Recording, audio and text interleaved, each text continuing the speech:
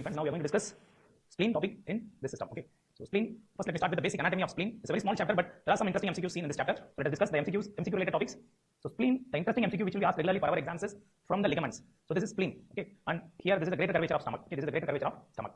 So now this is colon. This is colon, and this is diaphragm. And here there is kidney.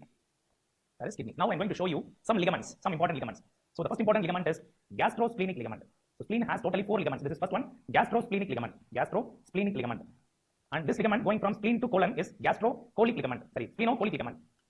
This is splenocolic ligament.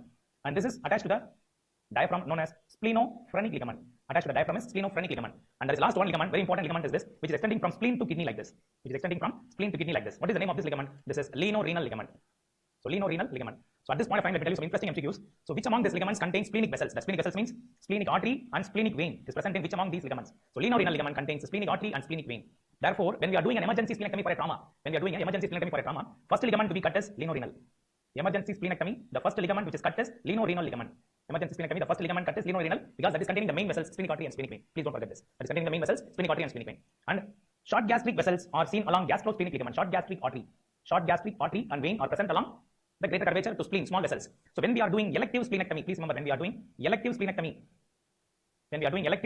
how we cut the ligaments, So elective splenectomy, we first cut the short gastric vessels. So in an emergency or elective splenectomy, what are the ligaments which are cut first means, please remember this is a question asked in exam. In an emergency splenectomy, which ligament will you cut or ligate first? Answer is lienorenal because it is containing the main vessels, splenic artery and splenic vein. So in elective splenectomy, you can use any ligament, either gastrosplenic you can cut, or you can cut splenophrenic, or you can start from splenocolic. It is depending upon the patients and enlargement of spleen. So it can be in any way. But usually the question is asking which ligament is avascular. The ligament question is which ligament is avascular is a repeat question. Which ligament is avascular is splenophrenic ligament and splenocolic ligament are avascular ligaments.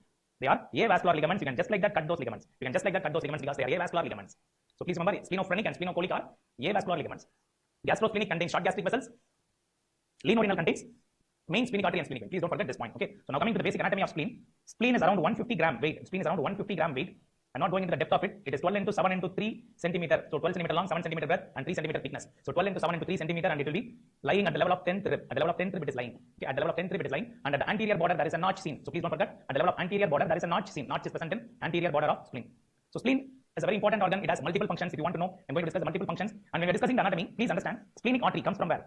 Splenic artery is the largest artery from celiac trunk. It comes and goes near the spleen and divides at the level of hilum. This is one method. Another method is it comes and divides into multiple branches before going near the spleen. There are two patterns of splenic artery. So distributive type. Okay. So distributive type is the one which is shown above. Distributive type. So splenic artery types or distributive type divides into multiple branches very far away. Okay. So magistral type divides into branches very close to the spleen. So distributive type is 70% of the time. Magistral type is 30% of the time. So distributive type gives off its branches early and distant from the splenic artery. Magistral type gives off its branches in the terminal or polar branches or at the hilum level. At the hilum level, the branches are rising. So there are two patterns of splenic artery. And if you see, this is pancreas, this is spleen. Splenic artery is running superiorly like this, superior border of pancreas. And splenic vein is seen just behind the pancreas, below the splenic artery. Splenic vein is running like this. Okay, splenic artery is superior, splenic vein is inferior. Splenic artery can be seen along the superior border of pancreas, and splenic vein is seen posterior to the pancreas. Splenic vein will be seen. Okay, so now coming to the very classical MCQ features. What are the functions of spleen? There are so many functions of spleen. The important functions are immune function. It has immune function. It produces IgM, immunoglobulin M is produced by it, and it has filtering function. It has another important function, pitting. It has reservoir function. So please remember, spleen stores 8% of your RBC. 8% of your RBC and 2% of blood volume is inside the spleen. 8% of RBC and 2% of blood volume is seen inside the spleen. And spleen is also a place of hematopoiesis. So production of RBC is also seen in some patients.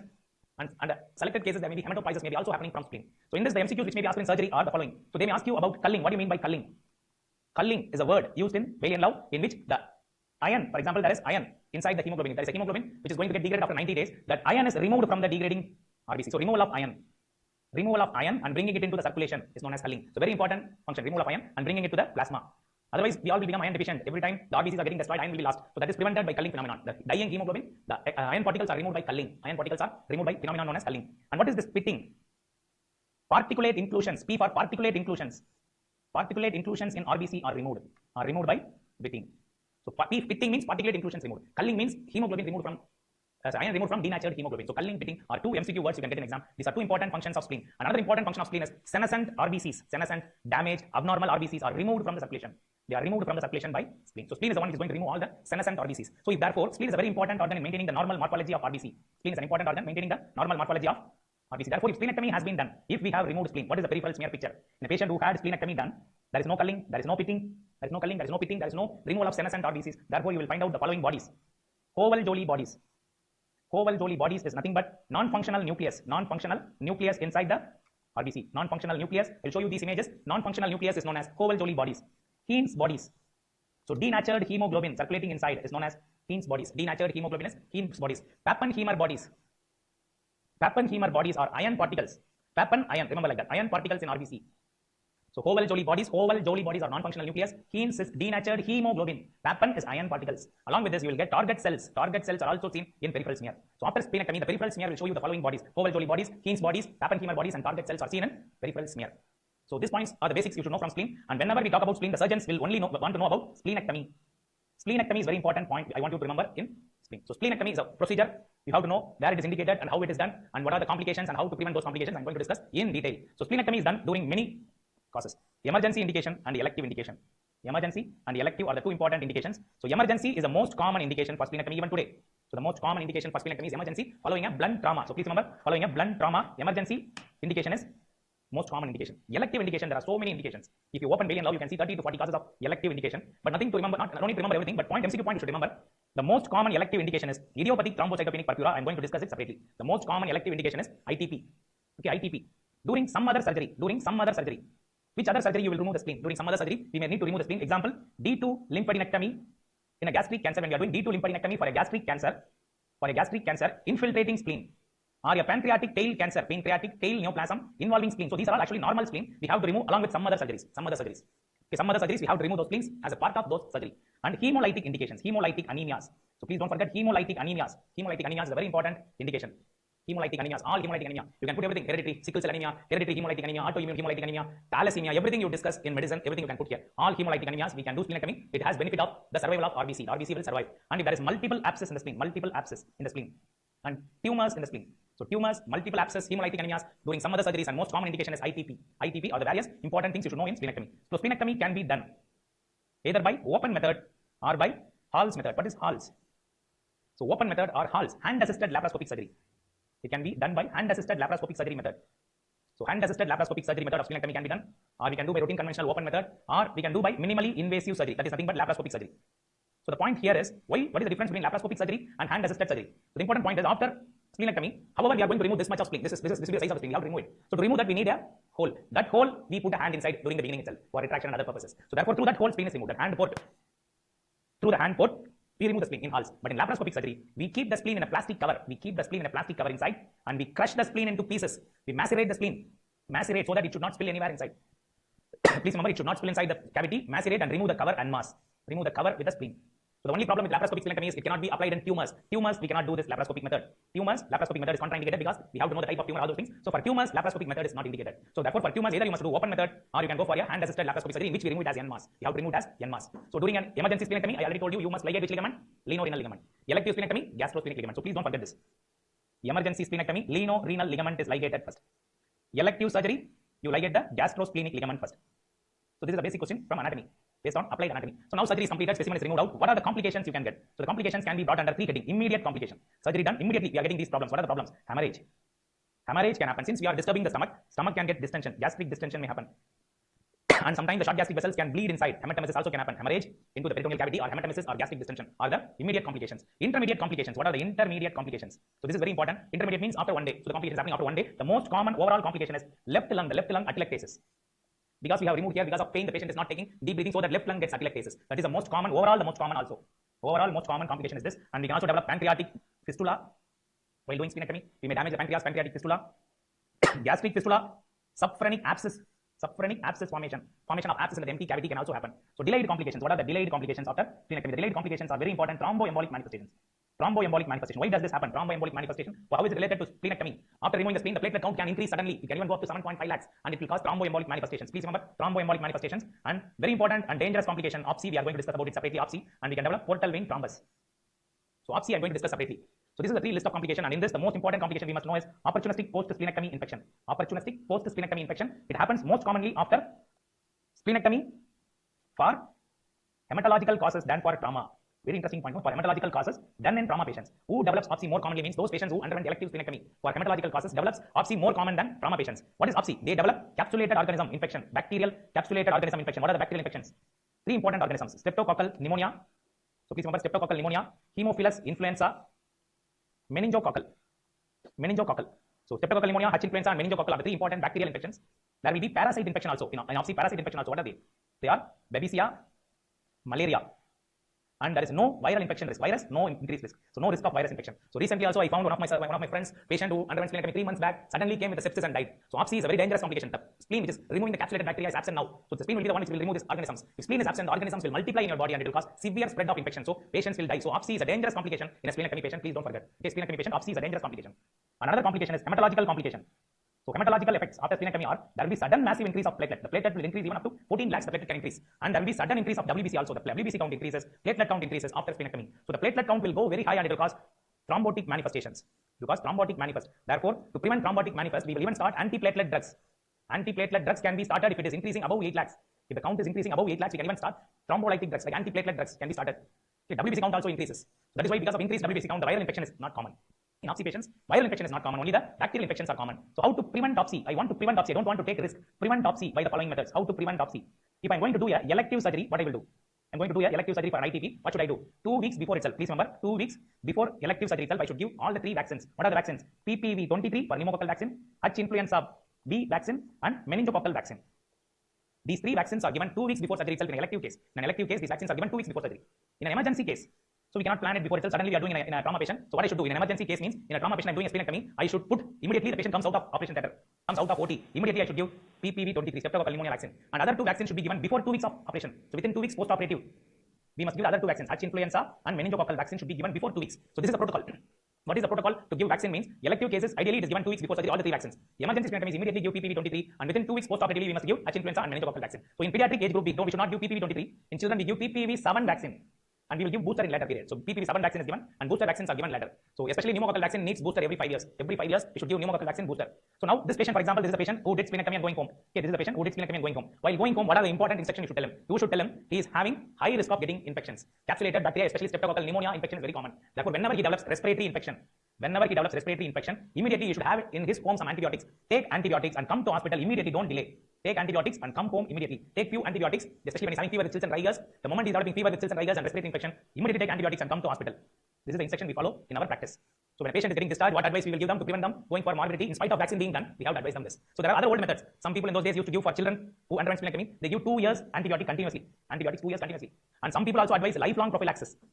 Like that, many methods are there for giving antibiotics, but what we practically follow is advise them when they develop fever with chills and rigors, take antibiotic and come to hospital immediately is what we advise them in practice. This is what we advise them in practice. Okay, so please don't forget splenectomy and its complications are very important for your exams. Active splenectomy, idiopathy, thrombocytopenic purpura.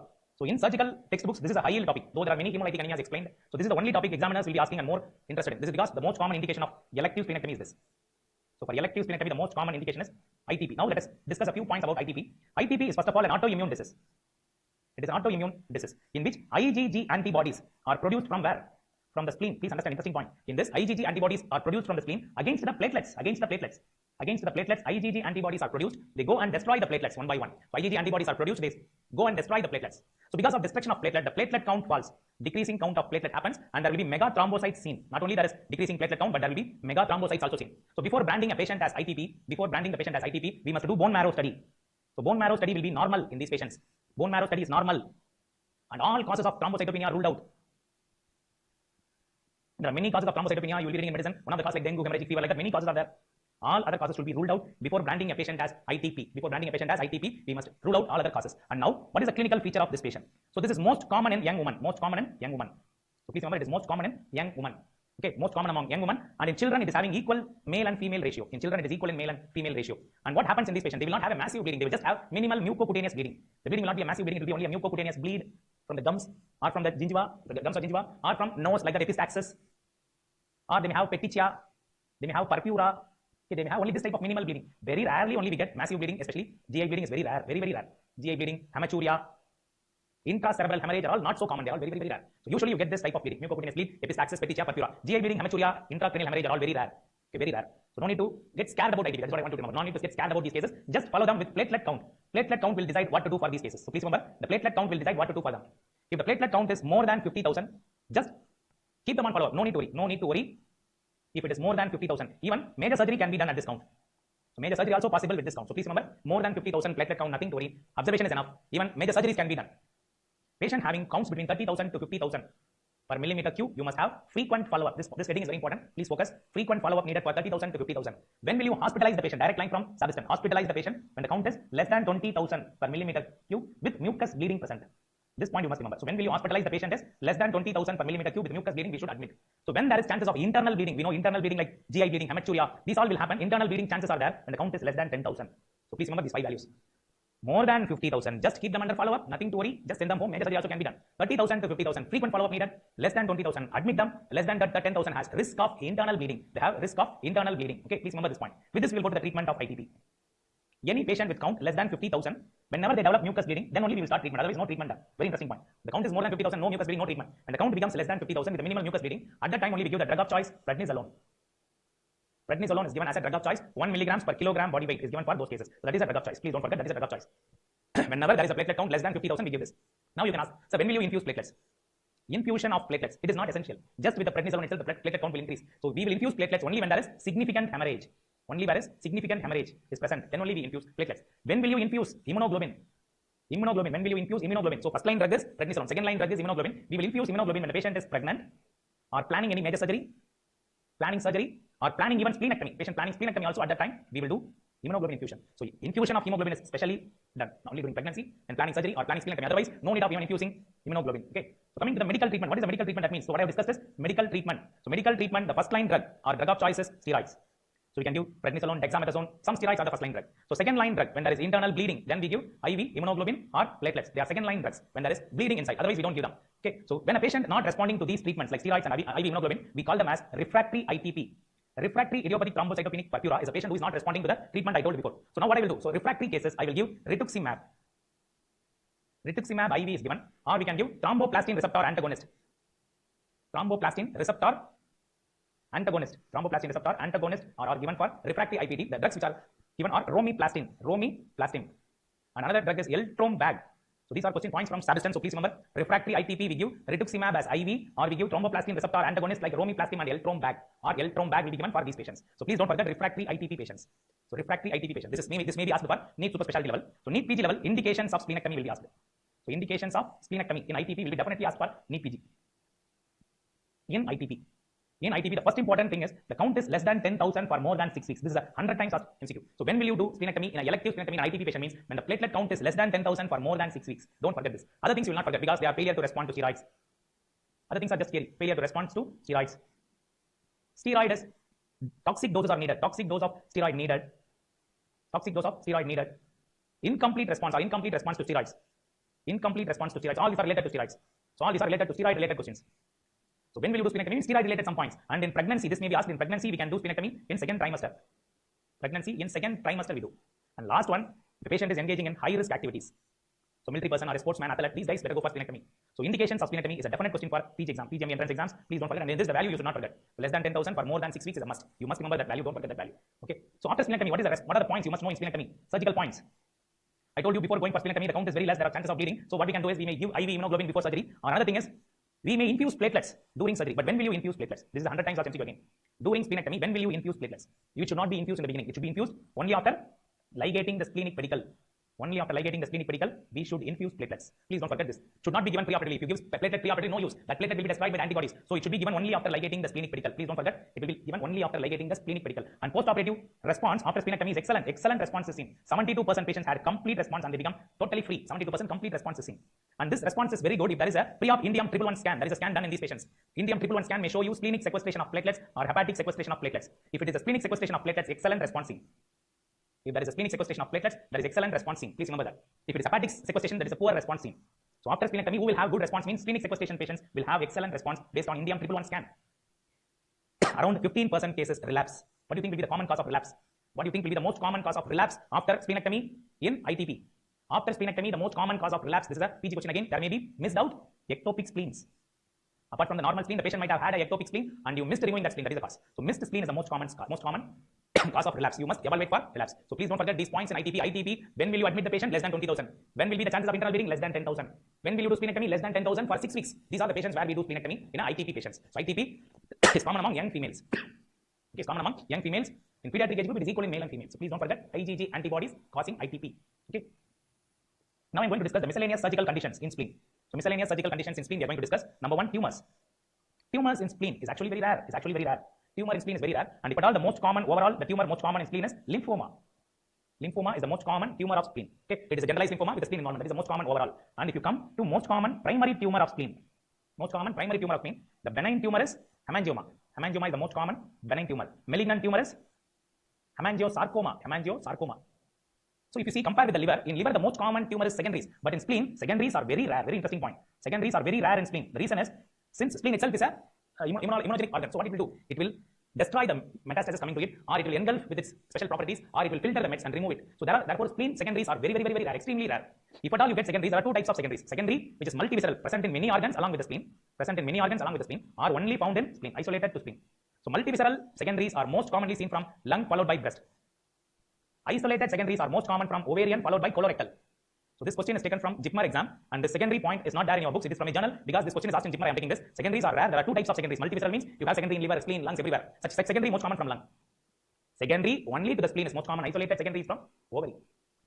Highest percentage of secondary to spleen is from which primary? If there are 100 malignant melanoma, 10 to 20 of them will have spleen secondary. So highest percentage of secondary to spleen is from malignant melanoma. So there are 3 questions in this one topic on secondaries. Don't get confused in this. So multivisceral secondaries is commonly from lungs. Isolated secondaries is from ovary. Highest percentage of secondary to spleen is from malignant melanoma. Okay, highest is from malignant melanoma. So next is ectopic spleen, also known as spleen and coli, also known as accessory spleen.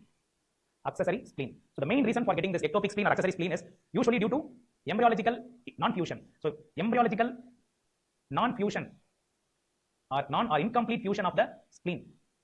Embryologically non-fusion or incomplete fusion of the spleen during 5th week of intrauterine life results in ectopic spleen. The incidence is very high. Even you will be having an ectopic spleen. It is 10 to 30%. And interesting point is, ectopic spleen is found along the dorsal mesogastrium attachment. It is found only along the dorsal mesogastrium attachment. Dorsal mesogastrium attachment means it will be found in splenic hilum. The most common site of ectopic spleen is splenic hilum, tail of pancreas, splenocholic ligament. So along this side, splenocholic ligament, small bowel mesentery. So you remember the first common and second common. First common is splenic hilum, second common is tail of pancreas. Others are not so important. Near the renal area, even you can see up to left side testis. Up to left side testis also you can get this. Please don't forget. So the ectopic spleen is found all along the left side dorsal mesogastrium, from splenic hilum to tail of pancreas to splenocholic ligament, renal ligament, presacral area, left side testis it can go. So at all these places you can see. So ectopic spleen properties. Certain interesting properties. So ectopic spleen is usually single or multiple. It is usually multiple. Please remember, it is usually multiple. It will always have capsule, same like normal spleen. They will also have capsule. Okay, they will also have capsule. So they are multiple. They will also have capsule. They have red pulp and white pulp, same like normal spleen.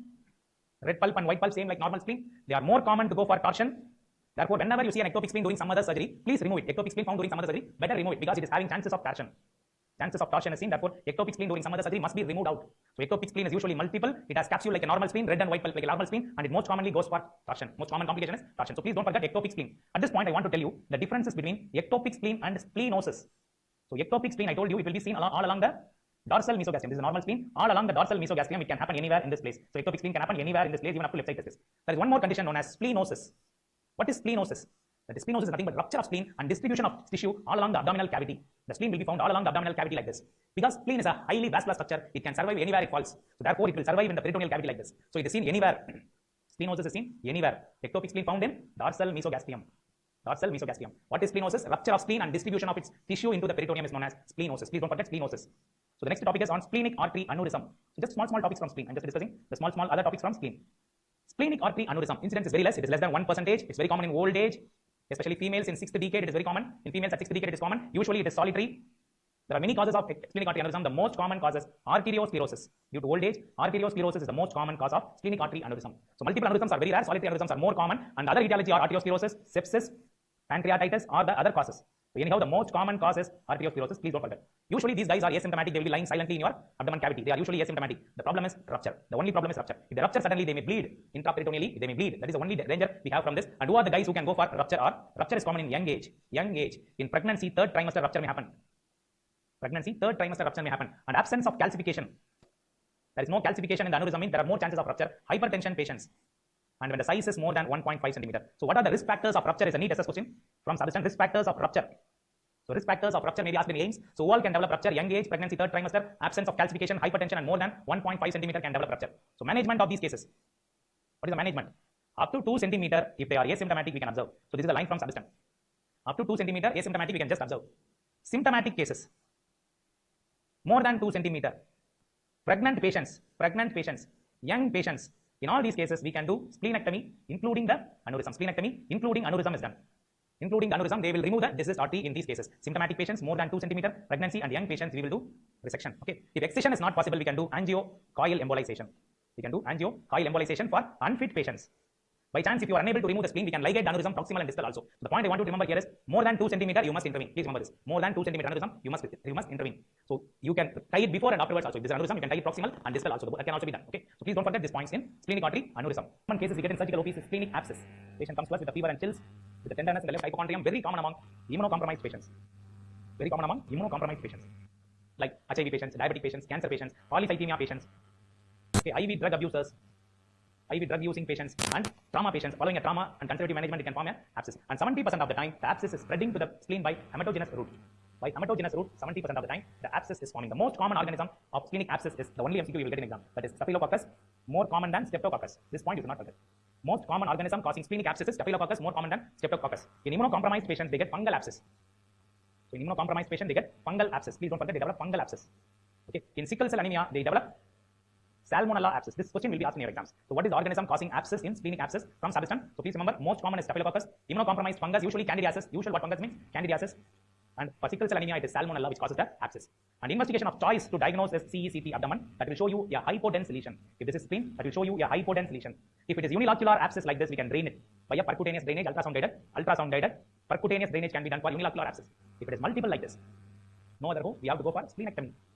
Multiple abscess will need splenectomy. Unilocular single abscess will need ultrasound guided percutaneous drainage. Okay, ultrasound guided percutaneous drainage. And another important thing in spleen is cyst in the spleen. Cyst in spleen. Cystic lesion found in the spleen containing fluid. What is the most common cause? Most common cyst in the spleen is hydatid cyst. Interesting point. Hydatid cyst. Most common cyst in the spleen is hydatid cyst. And most common non-parasitic cyst. So what is the most common non-parasitic cyst means? The most common non-parasitic cyst is pseudocyst following a trauma. So most common cyst found is hydatid cyst. Most common non-parasitic means otherwise the second common cyst is pseudocyst. And there is a regular question, what is the most common true cyst? True cyst is a cyst which is containing an epithelium. Pseudocyst will have no epithelium. So true cyst will have a pucca epithelium. The usual epithelium seen is squamous epithelium. So what is the common cause of true cyst? It is a congenital cyst and it is epidermoid cyst. So congenital epidermoid cyst. So please remember it is congenital epidermoid cyst is the most common true cyst. And it is very rare, less than 10% of all the cysts. It is very rare, less than 10%. Fluid analysis shows CEA positive and also CA99 positive. When you examine this fluid, the fluid will be CEA positive and CA99 positive in spite of being benign. But anyhow, the cyst is only benign. It is not a malignant cyst. Okay, so it's not a malignant cyst. It's only a benign cyst. What to do for this type of true cyst? So what to do for this type of true cyst? Though it has no malignant potential, if there is a cyst in the spleen, we have to remove that part. We not remove the entire spleen. We can remove only that part of spleen. Partial splenectomy can be done. Please remember, symptomatic cyst, partial splenectomy done. We will do a partial splenectomy, and at least 25% of the spleen should remain. 25% must remain to prevent opsy. To prevent opsy, at least 25% should remain. Please don't forget. So 25% of the spleen must remain even after partial splenectomy to prevent opsy. So this is about the cyst. So please don't forget the most common cyst is hydatid cyst. Most common cyst is hydatid cyst. And second common cyst is pseudocyst. And true cyst is very rare. So these are the ligaments. I'll show you the images. The ligament which is containing the major vessels is linorenal ligament. Linorenal ligament contains the major vessels. And you can see this is a typical spleen with a 150 gram lying along the tenth rib. And what is this type of artery going to the spleen? This type of artery going to the spleen is known as distributive type. Magistral type will have branches made like this inside the spleen. So this is distributive type. Most common, this is 70%. Okay. So what is culling? Removal of iron particles. What is splitting? Removal of particulate inclusions. So I told you various functions of spleen. Please don't forget these bodies. So you can see non-functional nucleus inside the RBC known as Howell-Jolly bodies. Iron particles in RBC known as Pappenheimer bodies. Denatured hemoglobin known as Keynes bodies. You can see the typical target appearance of cells. So these are the findings you get in peripheral smear. Howell-Jolly bodies, iron particles, Pappenheimer bodies, denatured hemoglobin, Keynes bodies, and target cells. So this is Hals. You can see in this picture there are multiple ports inserted and the surgeon has put one hand inside. So during the surgery he will use his hand to retract, push, etc. At the end of surgery through that port he will take the spleen out. That is the use of Hals splenectomy. So please don't forget what is the most common overall complication. So the most common overall complication is left basal atelectasis. Don't forget this. And WBC count and platelet count will increase, and there will be streptococcal pneumonia most commonly seen after splenectomy. Streptococcal pneumonia is most common after splenectomy. So 2 weeks preoperatively we should give in elective cases, and in emergency cases within 2 weeks we have to give H influenza and meningococcal, and immediate post-op period we give PPV23. This protocol is taken from Sabiston. Please remember this protocol.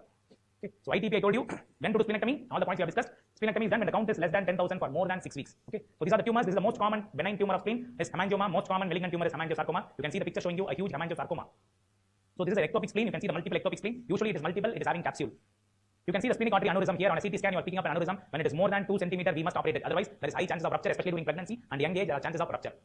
So please note this picture. This is a picture showing you a single abscess, single large abscess. This can be easily treated by ultrasound guided drainage. So this can be treated by ultrasound guided drainage.